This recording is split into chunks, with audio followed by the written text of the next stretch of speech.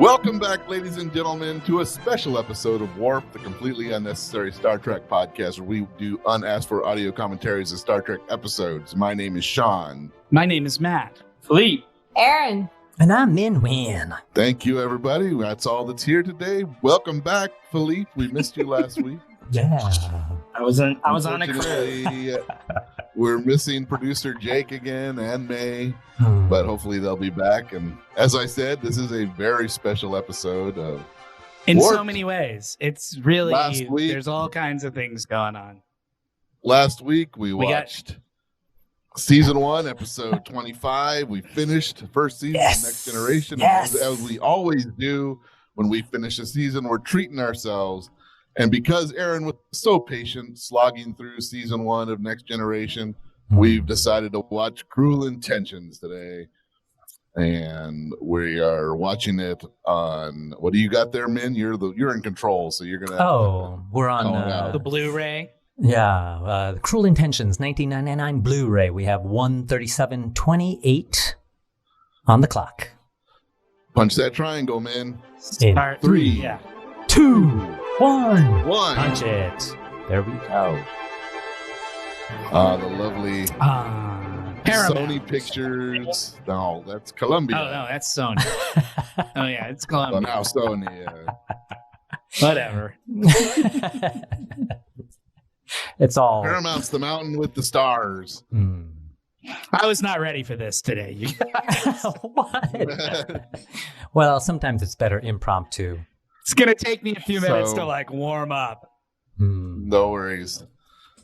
And here we So for go. those of us who haven't seen this film, what do we have to look forward to? Besides Well, Ryan Erin? Phillippe. Who has not seen this film? I have not. Yeah. Hand raised. Min. I knew Min, but everybody else has, right? Philippe hasn't. Phillippe? Oh, I haven't seen it. Shut up. Secret. We know you sacrifice life and limb to see this film. Hell yeah. You had a chance to give up your children to see this film. You didn't take it, but you were considering it. Yeah, This movie is a real who's of 1999. Yeah. Eric Mabius is in this movie, and just looking at the credits, it's just a real every 90s. Tara Reid. Tara Reid. They're all in this. And look at this car. Is that supposed to be him, Ryan Phillippe, right there? Yes. It is Yeah. Hell yeah. So, Min, do you know the what this movie is about? Or what it's Sex? based on? No, I don't know what it's based on, but I imagine it's like a wet and sloppy movie. There's a famous film that which is based on a play, right, or a book. Yes, Well, it's based on a play. Les Liaisons Dangereuses was the play, There we as go. it says right there, the novel. And it was, the classic Dangerous Liaisons New is York based City. on that. And this was during the late 90s when every classic story was being turned into a teen movie. So this was their Dangerous Liaisons. And Swoozie Kurtz. Always a delight. Susie Kurtz rocking the short skirt. She was a staple of the 90s. I have to say, I had watched this scene with the audio earlier, and it is you're missing so much without the voices and the inflection. Yeah, it is. And she has a lot of sarcasm too. Yeah, have you read her book? It's really just need to read the cover. It's pretty awesome. I think it's odd that the doorway to the balcony. Susie's a very 90s. Susie's a very late 90s actress too. She was all over the place. Yes. Is this when Sisters was on? She was on that TV show Sisters. That was more 80s. No, it was 90s. It was Seal Award and Swoozie, and there was a third sister. I can't remember who played the third sister. It was the lady who was married to Bruce Springsteen, but he left her for his redhead bandmate. It was? Yeah, I think so. Oh, you mean okay? Yeah, you may be right. I don't think I've heard of that show. What is Sisters? Was it like a Golden Girls of the? No, it was like a hour long, like it was drama. It was like a family drama show. It was kind of soapy, and it was about these three women who were sisters. Wikipedia is telling me that it ran from 1991 to 1996. So this is a few years later, with Swoozie in 1999. This is a classic people in their 20s all pretending to be like they're still in high school. Ryan Phillippe is like 24 or 25 in this movie. Reese Witherspoon was in her early 22 or 23, something like that. Sarah Michelle Gellar was also, I think, in her early 20s, or maybe a little. I think she's the youngest of them, of the three of them. She was 22. Yeah, wow. Reese Witherspoon was 23. What a cast! Yeah, Selma Blair was 27. There is an argument. There is a very strong argument to be made that this is the most important movie of the 1990s. Like every 90s it person is in this movie. You got your Buffy the Vampire Slayer. You got your Reese Witherspoon right before she becomes a megastar. You got Joshua Jackson from Dawson's Creek. Yeah. You got Tara Reid, tabloid star Tara Reid. I mean, this movie is just stacked. And then as the older generation, you got people like Christine Baranski and Swoozie. This movie has got a crazy cast in it. Who directed this? A guy named Richard. I think his name is Richard Cumble. Roger Cumble. Yeah. And this was his like passion project. Like he wrote and directed this, and really this was his baby. Like he really wanted to make this movie, and he was sort of the driving force behind it. Yeah, he's the auteur of Cruel Intentions. Because I was going to ask about the writer too, but it's the same guys directing it. Because this whole thing was super delicious. It was just like, oh my gosh, the scene how it plays out, the back and forth, the twists and turns. I thought it was. Man, you would love this. You're going to have a great time watching this movie, man. Yeah. You'd like it even more if you could hear what they were saying, because their dialogue is incredibly bitchy. Like, it's a camp classic on some level. It's so good. When I was listening to at least that first scene earlier. Hell yeah. So have you ever seen Dangerous Liaisons? Do you know the basic premise of the story? I don't know. I saw that when I was a teenager, maybe. So that was a long time Which ago. version? You saw the John Malkovich, Glenn Close the movie, version? right? Yep, the movie. Yep. Yeah. Because around the same time there was a version with what's his name, Colin Firth, called Belmont. Really? In the the Malkovich part? Yes. Oh, that sounds terrible. I love Colin Firth. That's bad casting. No, he's just wrong for that part. Like Colin Firth's a sweetie pie. He's very. You don't want him to play. I don't buy Colin Firth as like a scheming bad boy. Like Colin Firth is a nice soft boy who falls in love in Pride and Prejudice and stuff. Isn't that Buffy right there? Is that Sarah Michelle Gellar? There she is. The greatest actress of her generation. There's Christine Baranski, Selma Blair. You guys Selma know Blair about is my supposed love to be of the Buffy, youngest. so yeah, it's so strange to this see is a her very with brown hair, brunette. So at the time they shot this movie, she's in the middle of her Buffy run. This is like season 3 or season 4 of Buffy. And she wanted to do something to like shake up her image as good girl, the good hero Buffy.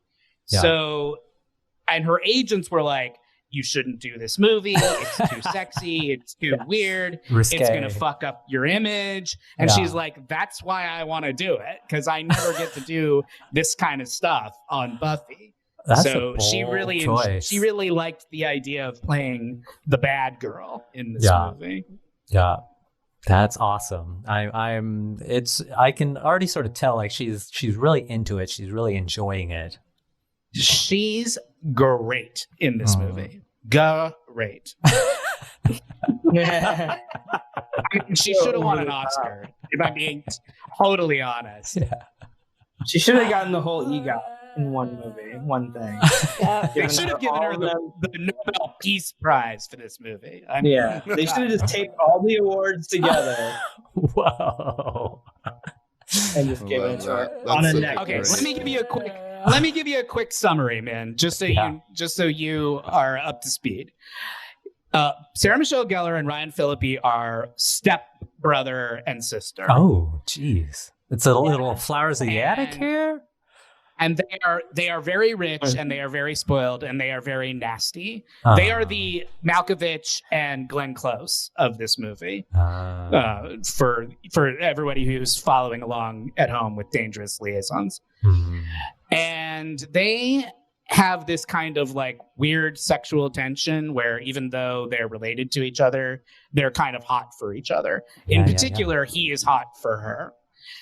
And they are both nasty and do drugs and fuck around with other people while pretending to be goody-goodies on the outside. Yeah. So in that very first scene with her, you saw her like talking about her like showing her cross and saying, oh, I'm such a Christian. And now you see that the cross is where she hides her coke, like stash. Yeah. Nice. And I like the photo with the Clintons there. Was that with Yeah.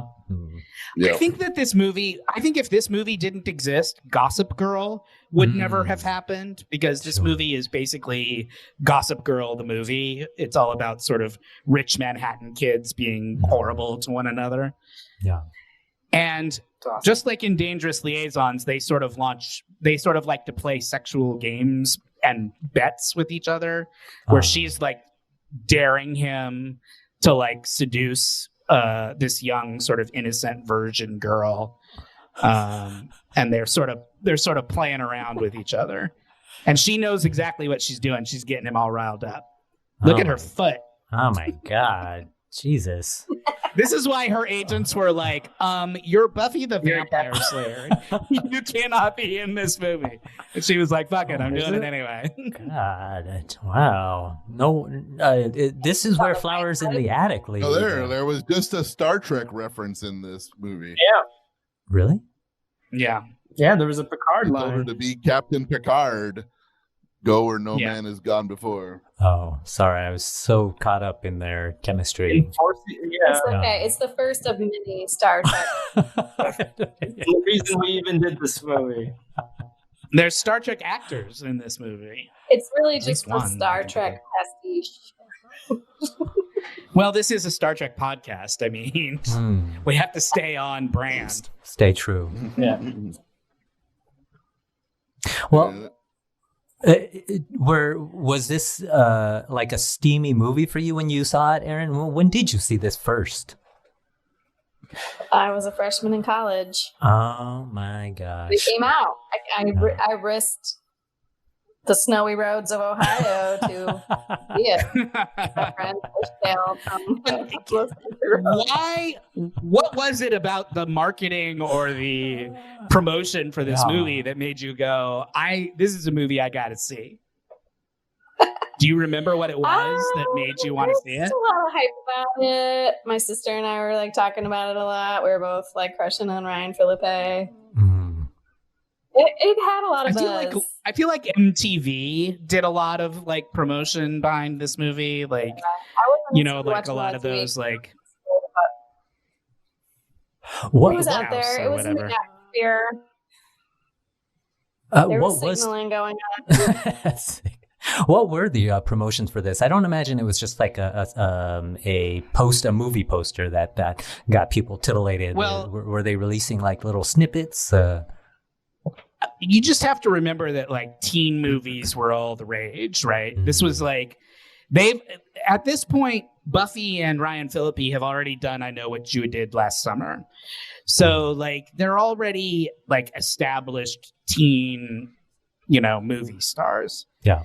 So it was just another in that long line of like, we're going to take a Shakespeare play and turn it into a high school movie. We're going to take this and turn it into a high school movie.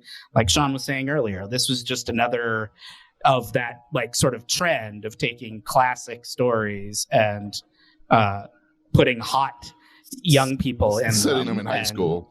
Yeah, and making a bunch of money.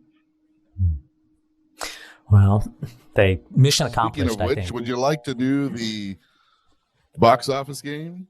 Yeah, please. Definitely, but it's too early. Yeah. Okay. Let's do it later. All right.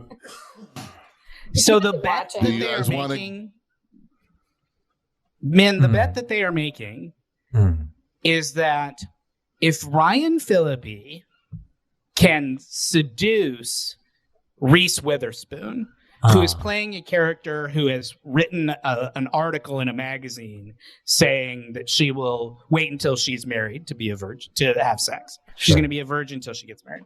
So Buffy is betting Ryan that if he can seduce her with all of his, powers of seduction, Buffy will let him fuck her in the ass.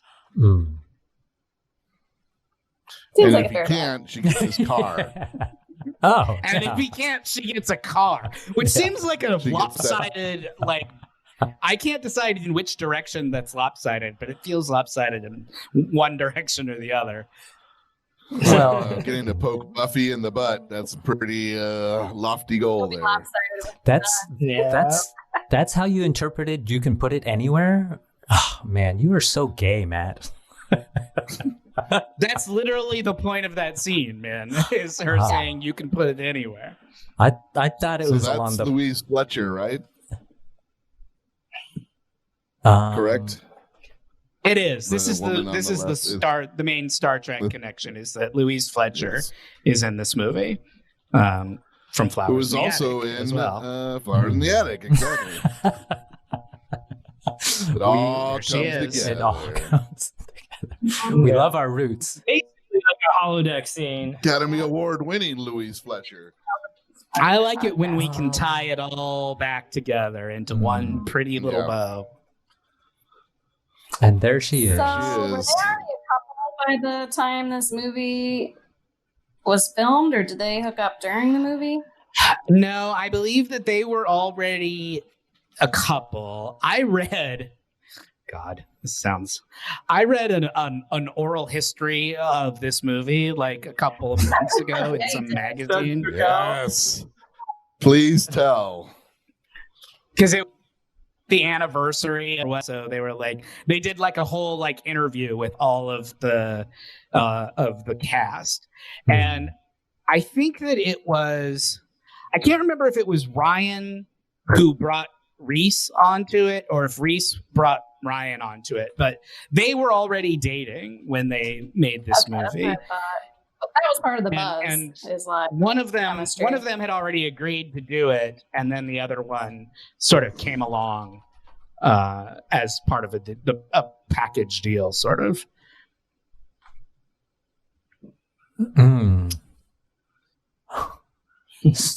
Sorry, it's this scene is like they're sort of like sparring with one another. I it's really cool to see. Okay, I just pulled up the article that I read. It was Ryan who was already going to do it, and then he and the director sort of talked Reese into doing it. They and got she was married not super 3 months famous yet. after its release. Of the three of them, she's the least famous because Phillippe's already been in I Know What You Did Last Summer, which was a huge hit. Buffy is busy being Buffy, so she's famous.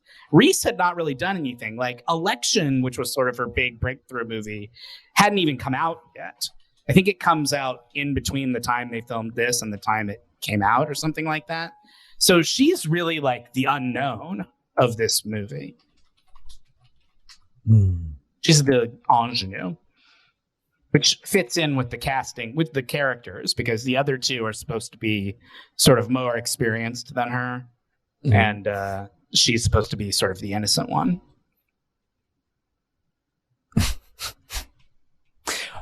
I would say she's been pretty innocent in her life, right? Up till now, from when this was 20 some years ago. Yeah. 21. Yeah. Who has? I've actually Reese. Yes, I would imagine she seems like a nice enough person. She's very aggressively like down homey online. Like she sells a line of like, I don't know, like Southern inspired tablecloths and shit. I don't know exactly what it is, but yeah. She was famously arrested and yelled, "Don't you? Don't you know who I am?" Yeah. She did have. I like that even her celebrity scandal, which every good celebrity has a scandal at some point. Even her celebrity scandal is very sort of like almost charming. Like she didn't really do anything except get up in the face of a cop and be like, "Don't you know who you're talking to?" Which, okay, that's egotistical and vain and a dumb thing to do. But it's not like she was caught in like a crack den or something, you know, like that was her one little, that was like her one little run in with scandal. And then she went right back to being like a nice, sweet girl. There's my boyfriend. There's Joshua Jackson from Dawson's Creek with a blonde dye job, playing Ryan Phillippe's gay friend, who is also a terrible person. Oh, I guess he's Ryan's drug dealer, right? Like he's the weed dealer, he's their right? Dealer. Yeah. And he's super gay. Is he in love? And is he in love with Ryan? No, he's like a total player, just like Ryan. He's gay Ryan. He's Ryan. And he's his name in the script was Gryan, and he's just there. Later on, they need to blackmail someone, and they use their gay friend to blackmail someone in a little bit. That's how they work together.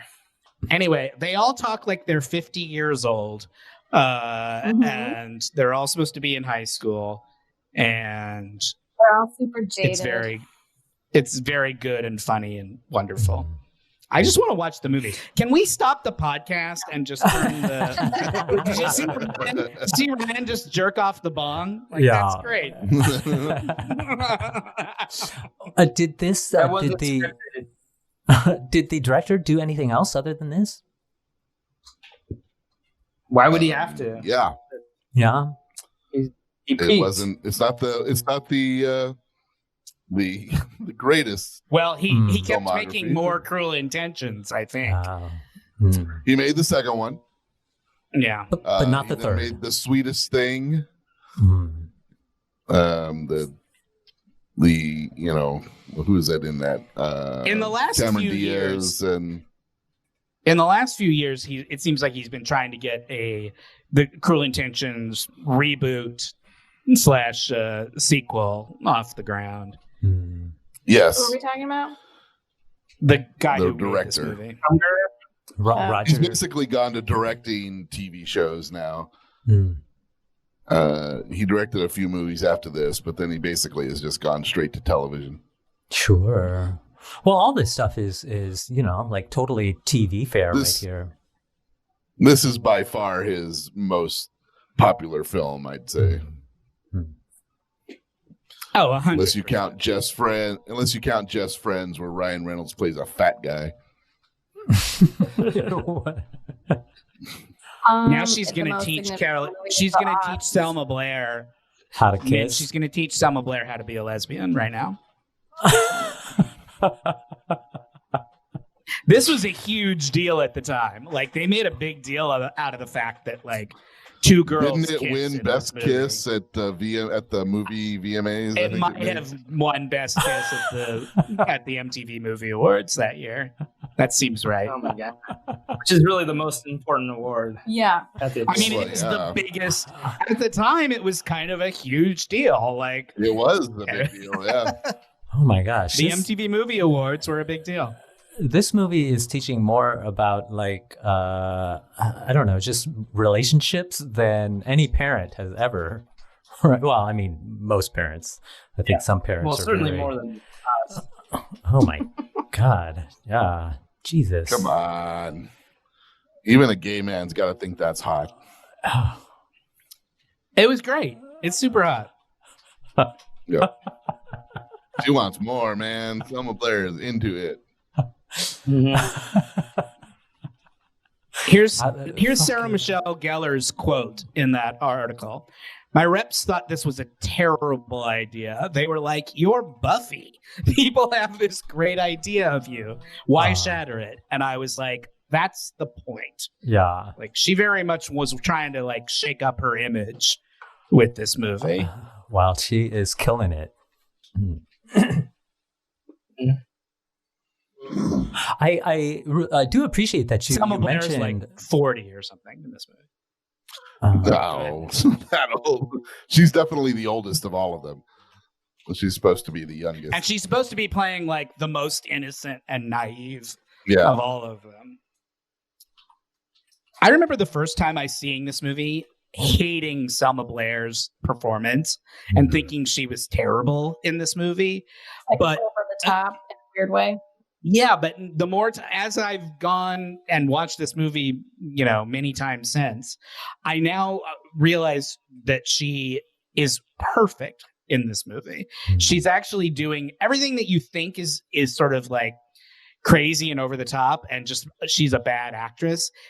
She's doing it all on purpose, and she's actually doing a really great performance. Here it comes, you guys. Yeah. Oh no, this is the earlier one. What? Every time she's in the pool, every time he's in the pool, he's near the pool, I get all riled up. You get excited. I get excited.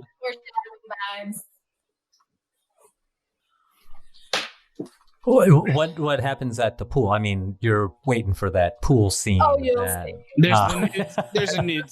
A lot of activity happens in the pool, man. I would call the pool the fourth most important character in this movie. It did get fifth billing, you know.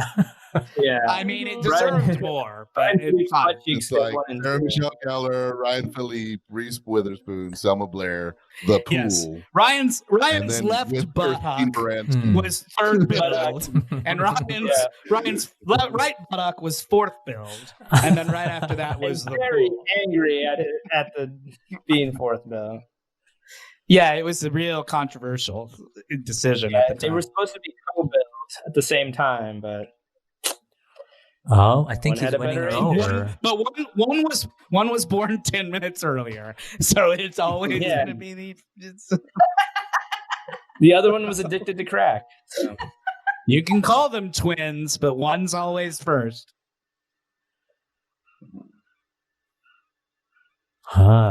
Wow, he made some headway here. I'm surprised. Yeah, she doesn't like him because she knows that he's. Yeah. That's how I answer that. He's got a reputation. So. She knows his rep as a sleazeball, so she doesn't want anything to do with him. But she is going to go swimming in the pool with him. She is. So she does want something to do with him. Oh, there it is.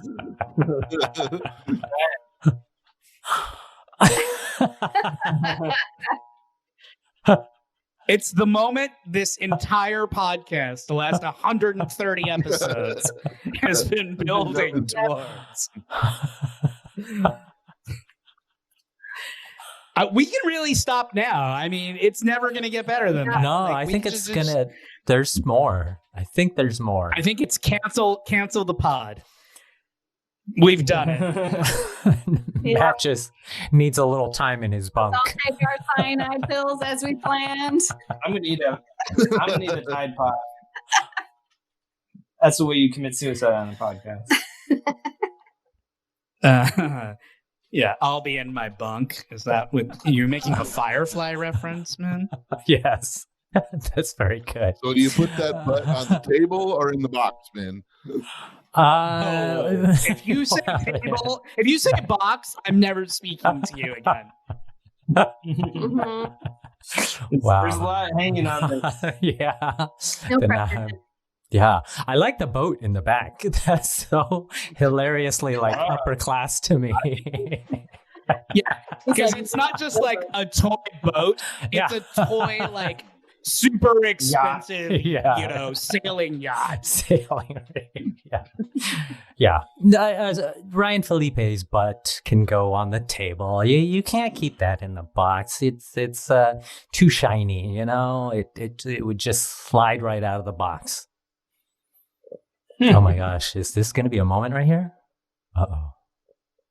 It's so... I like how he circles her. He's like, He's a shark, baby. It also looks like he has no bottoms on. Like he's just totally nude. Yeah. Well, he might have no bottoms on.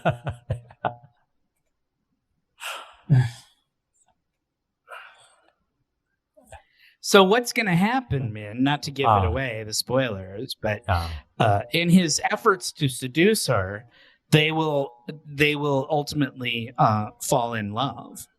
Oh, like true, really fall in love. Even though he's only in it for the bet at this point. Well, he wants to fuck her, but he's really in it for the bet. Yeah. He's going to fall for her for real relatively quickly. It's sort of the plot of She's All That. It's the My Fair Lady plot, where he's originally when he starts, he's just in it for the bet, but as it goes on, he falls in love with his project. I like a podcast where I can reference She's All That, My Fair Lady, Cruel Intentions in one 30-second, rant. Is this gay friend? Blackmail? Oh, it's the gay friend and a supposedly straight football player. Joshua Jackson told Ryan, "I'm fucking the football captain. And if you want, you can come over and take pictures of him while we're fooling around. And then you can blackmail him into doing what you need him to do." So Joshua Jackson's not a nice person either in this movie.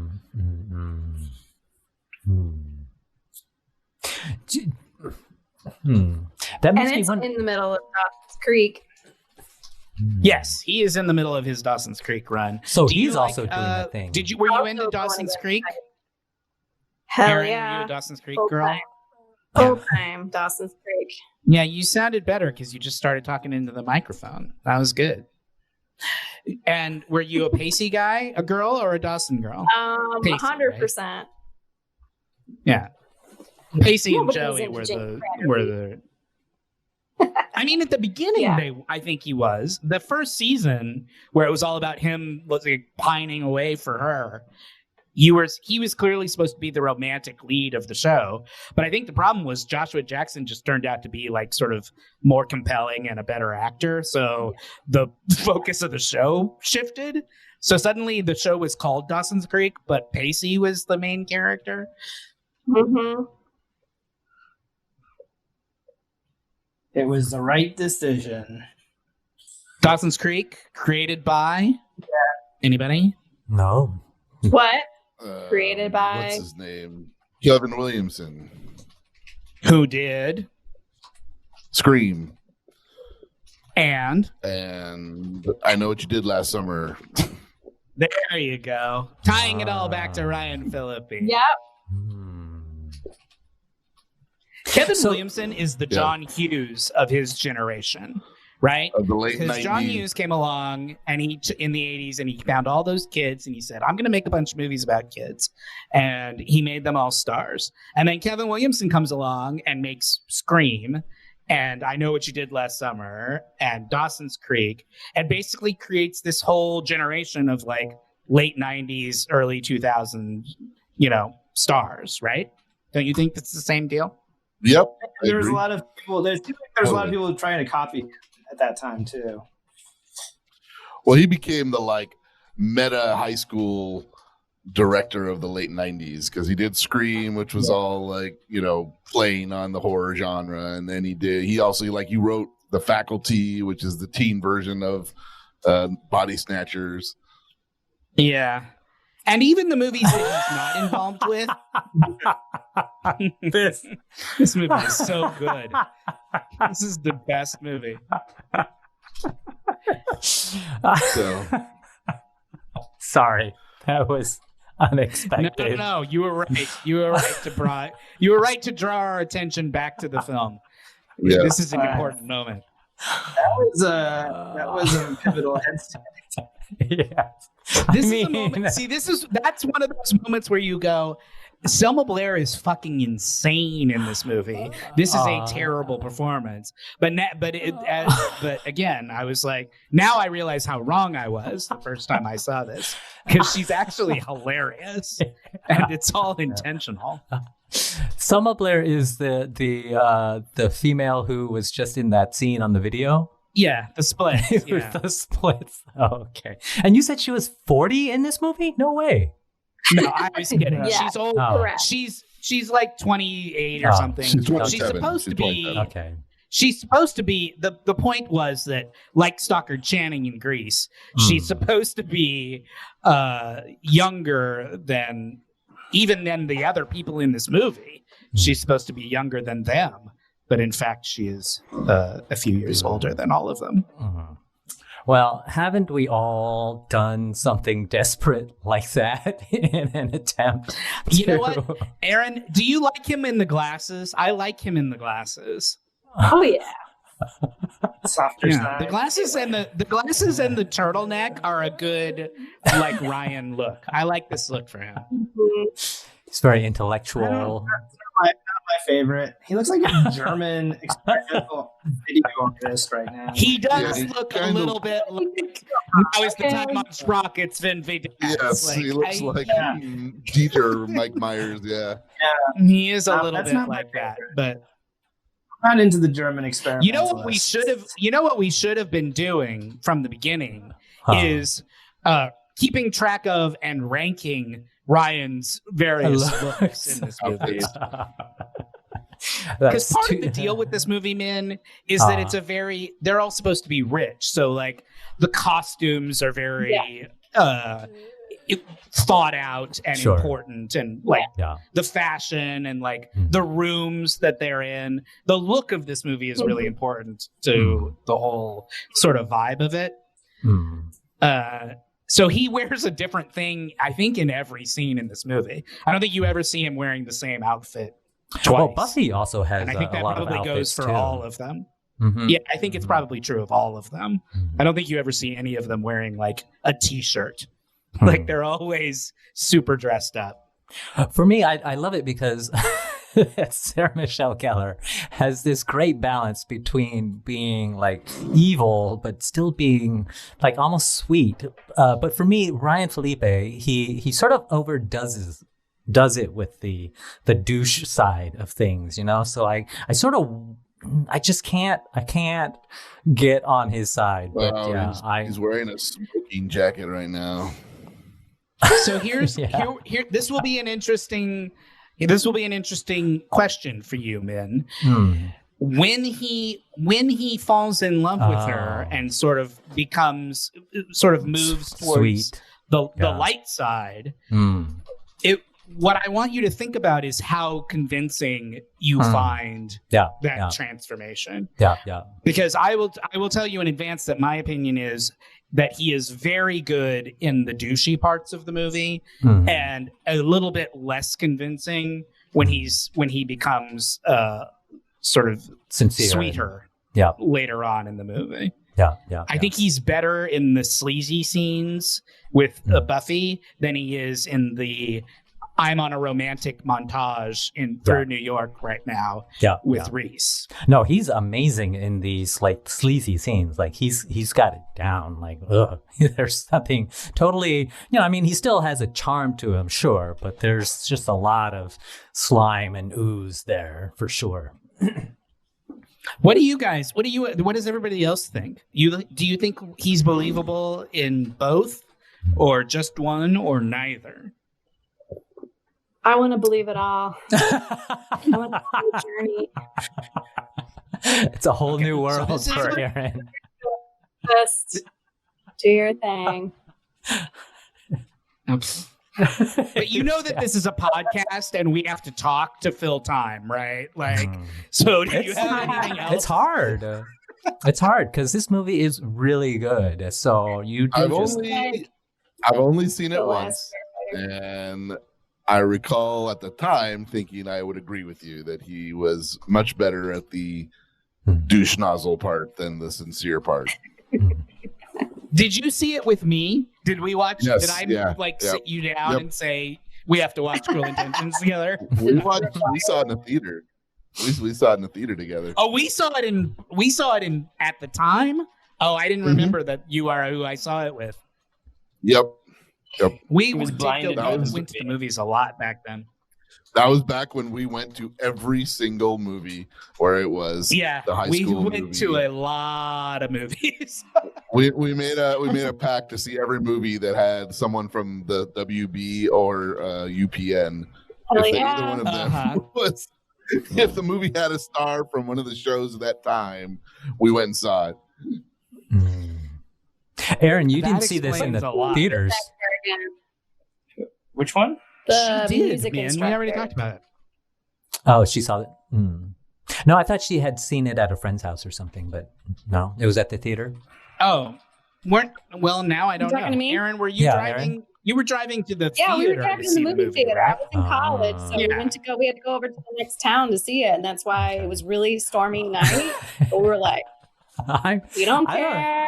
Like, you see our. We were like, I want to see Ryan Phillippe's butt. You had a car. Yeah. Yep. Oh so man. there's like four of us in the car. I mean, this movie is tailed on the road. Who was asking about what the poster looked like? Here's a link to the poster. I was in the chat. I was asking while you pull up the poster what that actor's name is, the music instructor, because I remember him from other stuff too. Sean Patrick Thomas. Sean Patrick Thomas. That's right. Who I know from Save the Last Dance. Yes. Yeah, he was with Julia Stiles, right? Which are also and he's also in Sean and my favorite movie, Can't Hardly Wait. Yes, he plays Peter Facinelli's buddy. Oh no! Is that who he plays in that? Yeah, he's one of the three. Like he has two. He has two buddies, right? Yeah. Or no, is he the overly enthusiastic guy? That's what I keeps running around. That guy, who ends up. He's the guy who keeps running around going, "Remember when we were 5 years old and I threw up? Yeah. That was funny, right?" Like is he that guy? He might be that guy. I think he's that guy. His kid was in my kid's class, so I've actually met him. Nice. Does he remember how old Selma Blair was? 40. Now, I never asked him about seeing Wiki Selma Blair's crotch like that. Wiki has him listed as both. Sean, Wiki has him listed as playing both Ben and Doc Chu. So I guess he's the friend of Facinelli. So I don't know who played the other guy. It wasn't Donald Faison because he's the guy in the band. No. Yep. Mm-hmm. I don't know who that was. Is Ryan Phillippe developing a conscience in this scene? Is that it seems like on? it. Yeah. He's beginning to. Yeah, he's falling for Reese because who wouldn't? She's absolutely adorable. Well, I don't know. I mean, Buffy. No, you're not a Reese. You're not a Reese stan, Min. She's okay. No. Guys, they were the golden couple.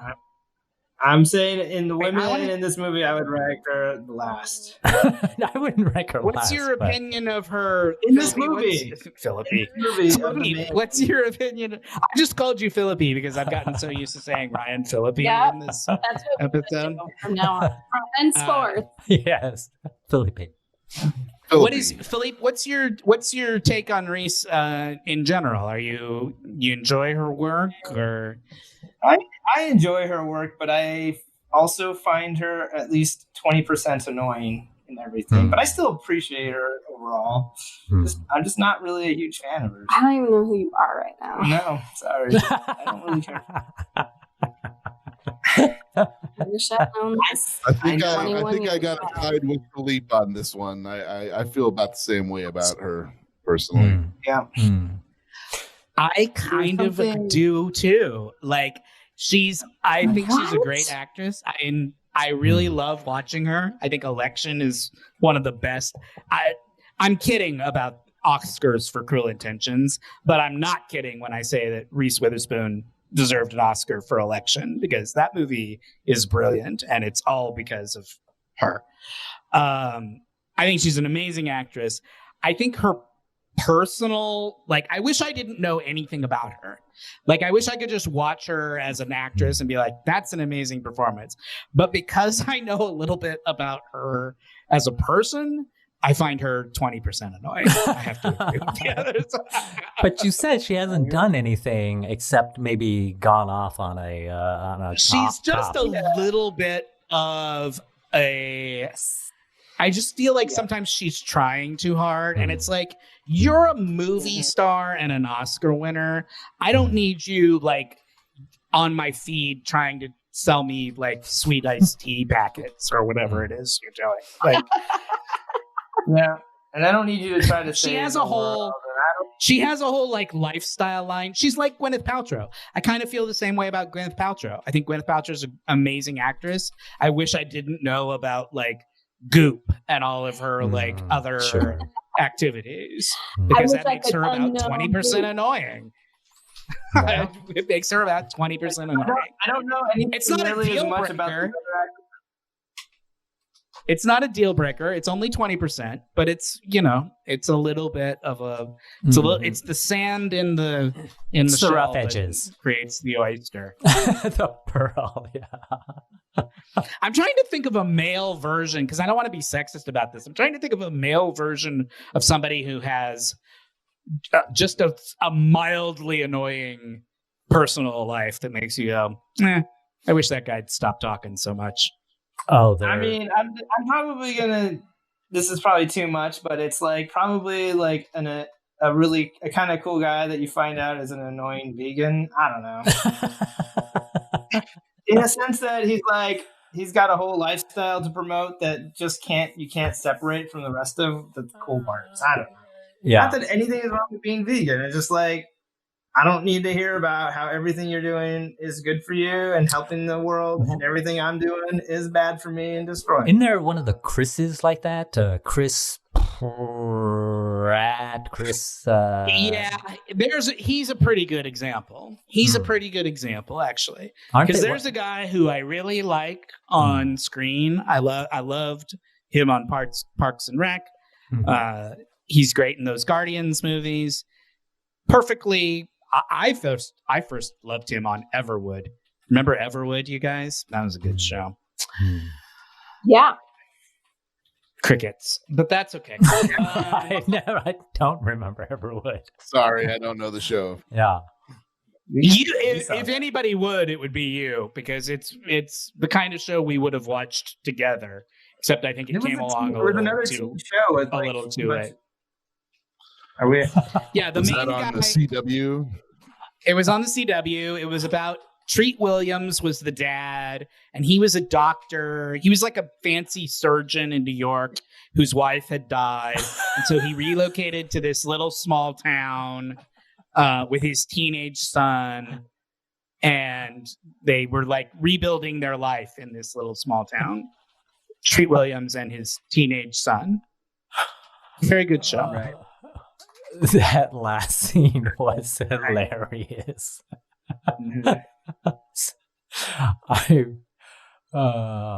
I have to watch this again sometime with the audio for sure.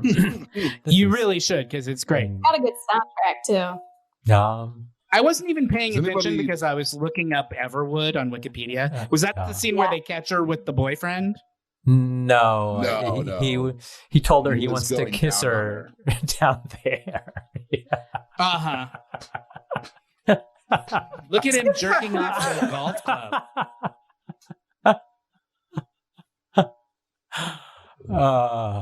Hilarious. I mean, they do a good job of making. Reese is like, she's strange. Yeah, she is. Yeah. I know she's not, but the actress right there, she makes me think of the actress from Misery. No, it's not Kathy Bates. No, oh, okay. You're in the zone. Yeah. Anyway. I mean, you're not wrong to compare them. It reminds me of Neelix from Star Trek. Neelix. I think I'm in the zone. Yeah. The neutral zone. She didn't play Neelix. She could. She could be a Neelix stunt double. Oh. What does Matt have going on? I didn't know that was going to go on. I didn't know how long that was going to go on. The button just said you can't touch this. It's like the whole song now. It's like, are we running through this whole movie? Is this a one shot? Are we? Yeah, that's a good question. Has anybody been tracking the time? It is at 50 minutes. Almost 51. Probably, yeah, because we got about 45. Let's wait until the end of this scene. So Ryan is continuing to scheme. He's volunteering in an old folks' home to try and convince Reese that he's a good person. Because Reese also volunteers there. Yeah, that woman is in Painkillers. What movie is that woman in? Matt, Sean, I recognize her. The old woman. Let's see. Wedding Singer. All right, we're gonna stop the movie. Right, we're gonna pause. Okay. Yes.